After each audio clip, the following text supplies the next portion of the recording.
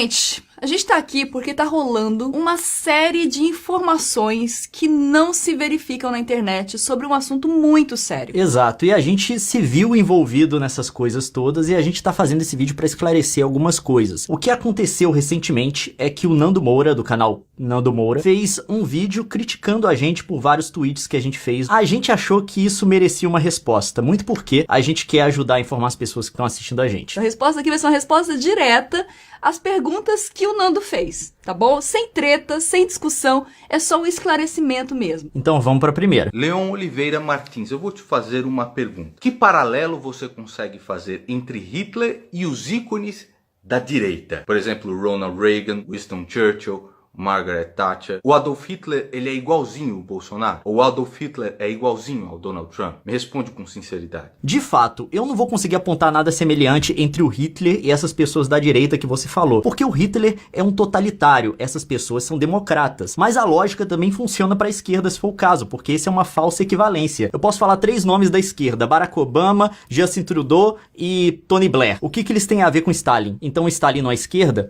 Não é assim que funciona. A distribuição do totalitarismo no espectro político vai tanto da direita como da esquerda. Ele pode chegar pelos dois extremos do espectro. E é um perigo quando você conduz seu pensamento por aí, porque você mistura tudo no mesmo balaio. É importante entender que o totalitarismo pode existir dos dois lados. Agora, se você comparar o Adolf Hitler com esses caras aqui, Mao Tse Tung, Stalin, Kim Jong-il, Hugo Chávez, Fidel Castro, você vai ver que cai como uma luva. Nossa, mas é exatamente o que Hitler fez. Exatamente. Só que esses caras não são da direita, eles são da esquerda. Exatamente, Nando, mas é isso que o Leon tá falando. Exatamente, eles são da esquerda, mas são totalitários. Você pode pegar outros totalitários da direita, Pinochet, a junta militar argentina, Saddam Hussein no Iraque também. Enfim, você tem governos totalitários dos dois lados do espectro. E é justamente por serem governos totalitários que, não importa se são de direitas ou de esquerda, eles vão compartilhar muitas dessas características. Então por que é que você compara Hitler e o classifica na extrema direita? É importante dizer que não é a gente que tá classificando, tá? A novidade nessa classificação surgiu agora. De classificar como esquerda, porque historicamente, se você pegar todos os historiadores, desde o fim da guerra, eles vão colocar o Hitler no espectro da direita. E não existe esse questionamento no meio acadêmico. Não. Essa discussão existe só na internet. Tá na internet. E o que difere um totalitarista de esquerda e de direita é a filosofia básica que vai formar o pensamento político dele. As características de direito do nazismo são bem claras. É um sistema antimarxista e antipolítica de classe. Ele não acreditava numa das concepções fundamentais do marxismo, que é a divisão da sociedade em classes. O que o Hitler queria era uma unificação nacional,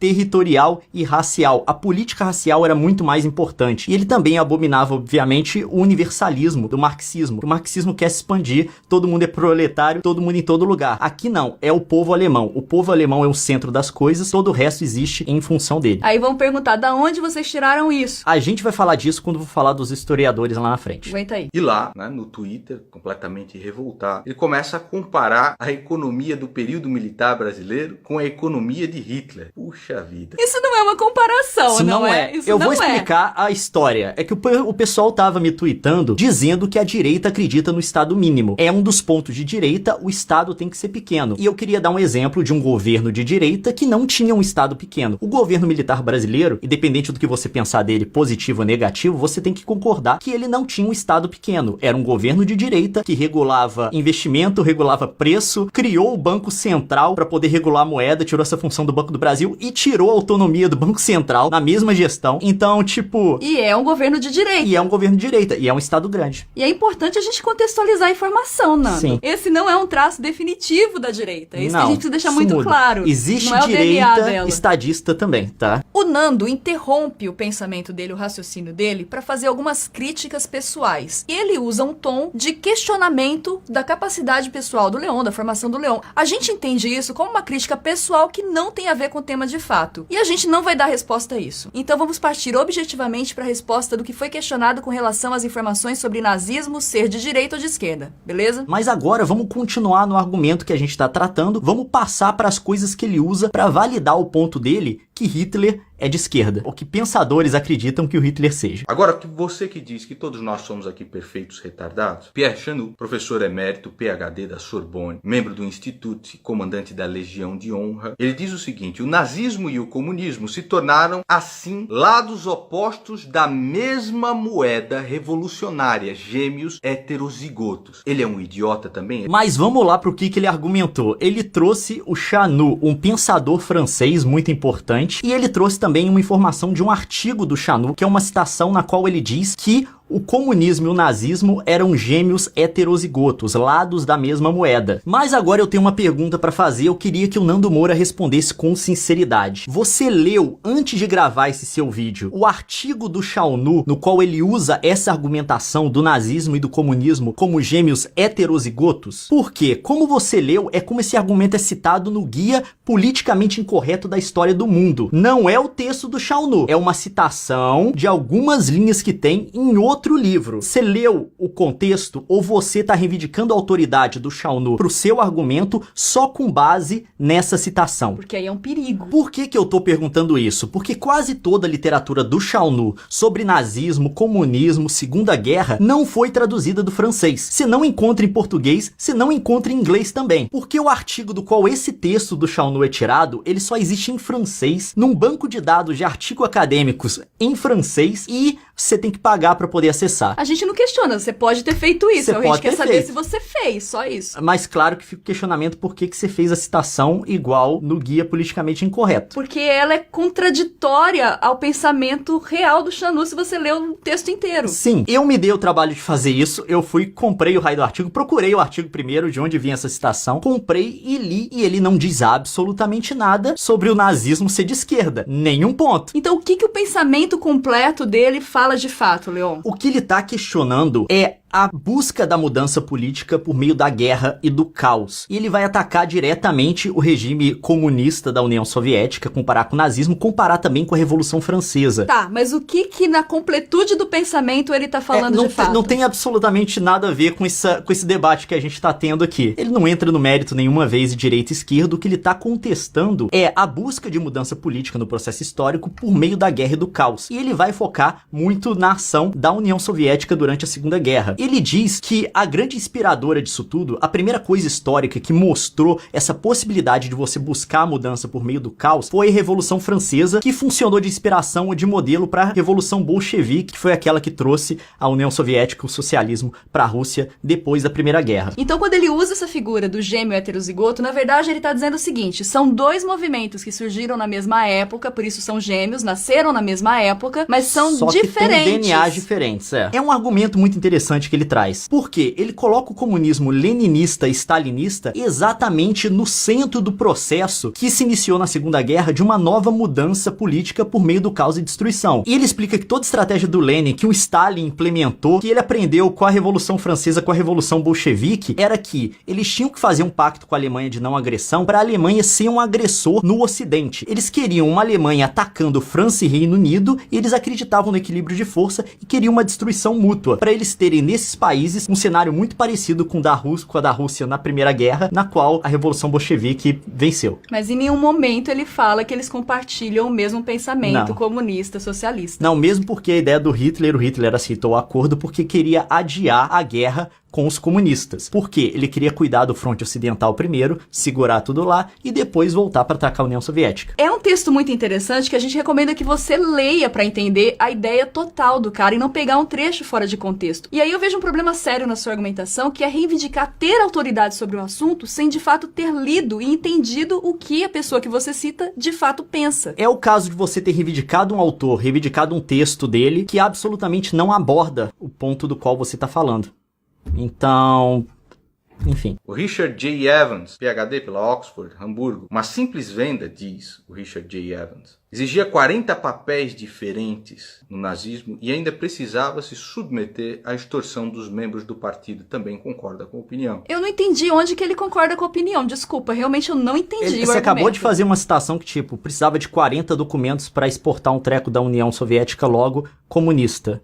É a mesma coisa que eu falar, eu estou segurando uma garrafa d'água, logo meu cabelo é laranja. Não tem conexão. Não tem relação com o fato. Mas aí que tá o problema. Eu fui procurar de onde saiu essa citação. Foi do mesmo suspeito. Ele tirou do Guia Politicamente Incorreto da História do Mundo. Ele tirou a citação e não conferiu o autor. Original. E o autor, tipo, ele é diametralmente oposto de tudo que você acredita, Nando Moura. Desculpa, tá? Vamos lá. Se você tiver muito dinheiro porque o livro é caro, todo mundo pode ler o Richard J. Evans, porque tem um livro dele em português, A Chegada do Terceiro Reich. Eu vou ler algumas citações do livro aqui, na qual ele trata o nazismo como de direita. Na verdade, aparece no livro inteiro. Ele usa o termo extrema-direita, far-right, no inglês, à torta e à direita no livro, para poder se referir ao Hitler e ao nazismo. A minha versão do livro tá em inglês, eu traduzi as citações e eu vou colocar com referência para quem quiser encontrar na edição de Kindle. Quer ler? O nazismo inicial, portanto, como a miríade de movimentos competidores da extrema-direita nos imediatos anos pós-guerra, pertenceu firmemente a esse contexto da ascensão do fascismo europeu. Agora falando sobre a candidatura do Hitler na eleição de 32, que levou ele ao poder em 33. Sua candidatura transformou as eleições em uma competição entre a direita e a esquerda, na qual Hitler era inquestionavelmente o candidato à direita,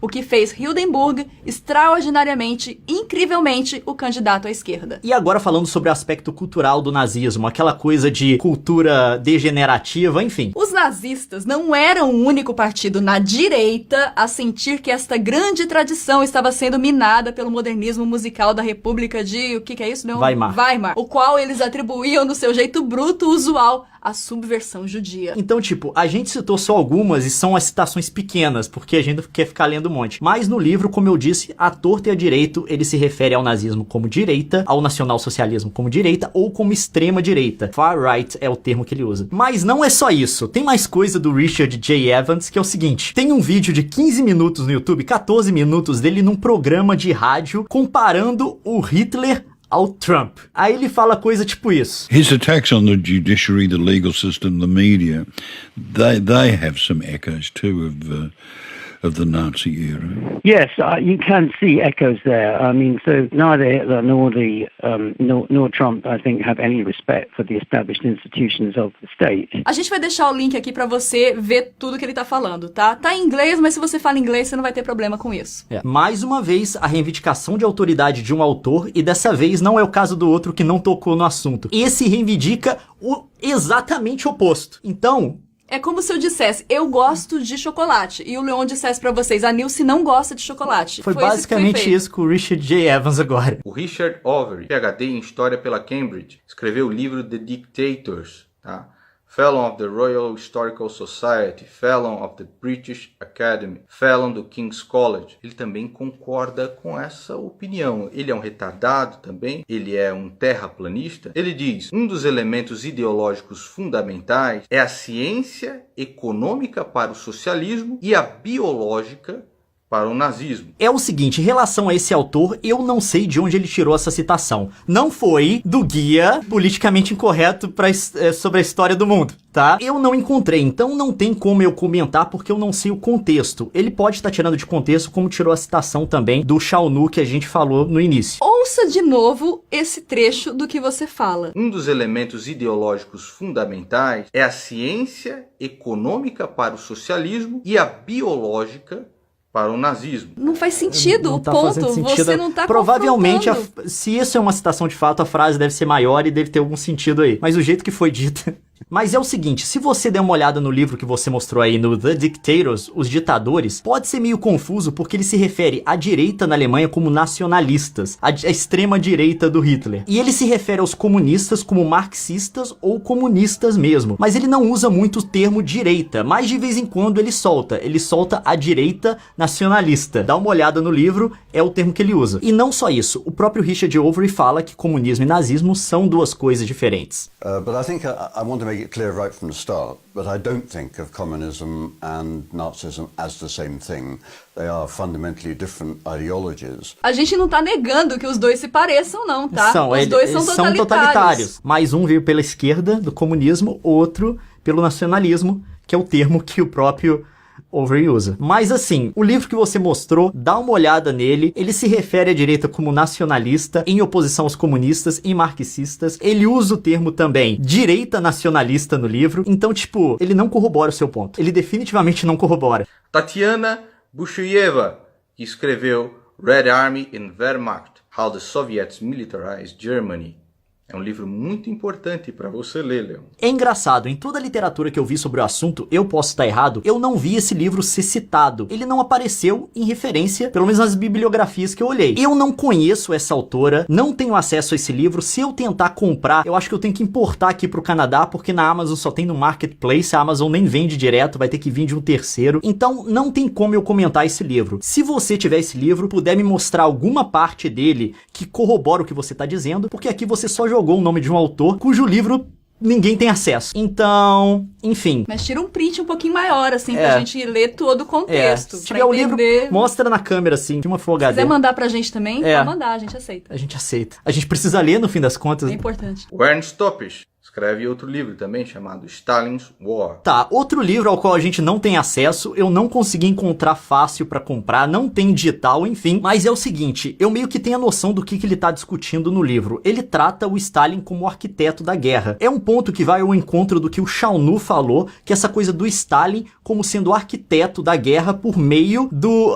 pacto Ribbentrop-Molotov, que é basicamente soltar... É o pacto de não agressão, tá? A gente falou que não ia ter palavrão nesse vídeo. É o pacto de não agressão da União Soviética, que tipo assim, que era a ideia de soltar os cachorros nos outros países pra causar caos. Eu acho que ele passa por isso, mas até onde eu sei, ele não faz em nenhum momento o argumento que o nazismo seja de esquerda. Eu precisaria ver isso no livro. Importante. O grande culpado, plano de Stalin para iniciar a Segunda Guerra Mundial, do Viktor Suvorov. Esse Viktor Suvorov fala uma coisa parecida, só que diferente com o do autor anterior. Pra ele, já tinha um plano soviético, até onde eu sei, pra atacar a Alemanha em 41. Mas tem um porém, uma coisa que você tem que observar é que ele não é um especialista na área. Ele é um cara normal que decidiu escrever um livro de história, tipo eu e você. Ele não estudou história. Ele não estudou, não tem formação em historiografia e tal. Não é demérito pro cara, o livro dele pode ser uma leitura muito interessante, mas é bom tomar aí com uma dose de sal. Ter isso em mente quando você for ler as coisas que ele escreve. Porque academicamente ele não é um livro trabalhado na academia. Ele não é um...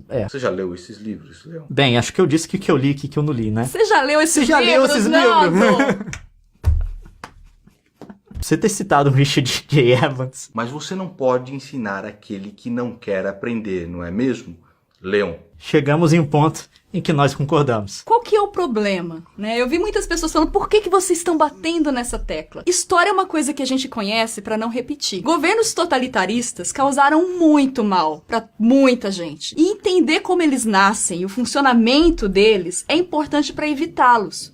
Só por isso que a gente tá insistindo tanto nessa questão. E a falta de reconhecimento de que um sistema totalitário pode surgir também da direita abre espaço para que ele surja. Se você estiver esperando o golpe vir só da esquerda, quando ele vir da direita, você não enxerga. Em nenhum momento a gente negou ou a gente defendeu o totalitarismo de esquerda. Isso não passa no nosso discurso, tudo ruim. Não, passa para mim, na nossa fala. O regime stalinista foi infinitamente pior que o nazista. Infinitamente não. 3 vezes mais?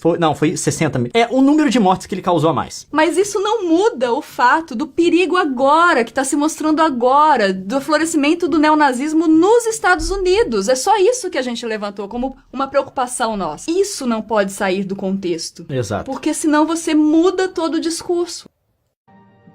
E daqui pra frente ele vai mostrar um documentário que meio que faz o argumento que o nazismo é de esquerda. Tenha muito cuidado com esses documentários que você vê na internet. Use fonte de livros de pesquisadores da área de fato pra poder aprender, porque muitas dessas coisas são tendenciosas. O cara pega uma coletânea de entrevistas, de discursos de vários especialistas. Fora do contexto. Complementa com uma narração por cima pra completar o que o cara tá dizendo, com o ponto que ele quer passar. Enfim, são coisas perigosas, tá? Mas só tem uma coisa que eu vi nesse documentário que eu quero comentar. Essa frase do Marx que aparece nele. The classes and the races, too weak to master the new conditions of life, must give way.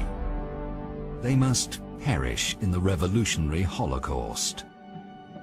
Karl Marx. Na verdade, essa frase não é do Marx. É uma frase do Marx misturada com uma frase do Engels, que era amigo dele, que foi escrita em anos diferentes, que eles mudaram os sentidos das palavras pra poder parecer outra coisa. Tipo, e aqui eles colocam como uma citação do Marx. Eu não vou falar sobre o documentário inteiro, mas isso daí já passa pra você o critério pra seleção de informação que tem nele. Então, você aí faça o seu julgamento. A gente espera sinceramente ter respondido os seus questionamentos, Nando, mas acima de tudo, a gente espera ter tranquilizado a nossa audiência e esclarecido a confusão que se formou em torno desses conceitos, que são conceitos históricos e acadêmicos. Na academia, tipo assim, você fala o nazismo é de esquerda. Não existe essa discussão. No Facebook pode ter, mas na academia...